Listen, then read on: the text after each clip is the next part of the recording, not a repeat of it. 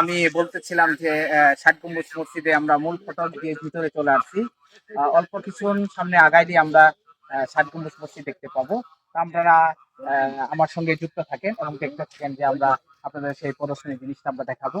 আল্লাহর ঘর মসজিদ সেটা আমরা দেখবো। সামনে যাচ্ছি, মসজিদের মূল ফটক সেটা আমরা দেখাবো। আপনারা আমার সঙ্গেই থাকেন। সম্মানিত ভিউয়ার, আমরা অনেক দিন আগে টাকার ভিতরে সেই মসজিদটা দেখতে পাইতাম, এখনো দেখতে পাই, বাস্তবে কখনো দেখিনি।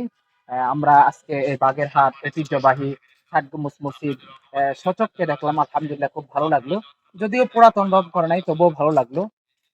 আমরা এখন এই মসজিদের ভিতরে প্রবেশ করব। মূল ফটক, আমরা ফটকের ভিতর দিয়ে যাচ্ছি। অনেক মানুষ এখানে আছে। আমরা ইচ্ছা করছি যে এখান থেকে জুমা নামাজ পড়ে আমরা বের হবো এই মসজিদ থেকে। আমরা মূল ফটক দিয়ে বের হচ্ছি, ভিতরে ঢুকছি। আহ, আপনারা দেখতে পাচ্ছেন যে এই যে আমার পিছনেই মসজিদ।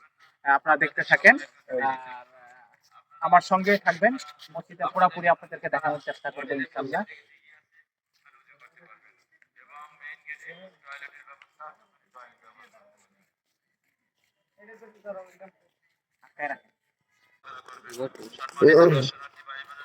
হ্যাঁ ভাইরা আমার, আমরা ষাট গম্বুজ মসজিদে আসছি।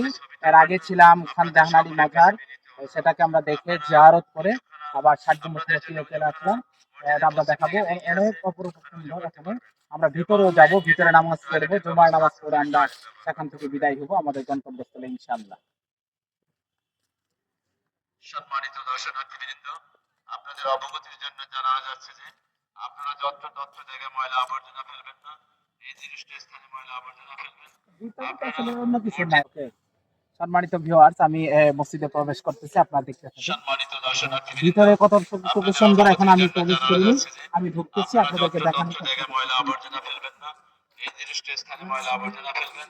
আপনারা মসজিদের সাথে পা লাগাইয়া, গ্যাস লাগাইয়া বিভিন্ন ভাবভঙ্গিতে ছবি তুলবেন না।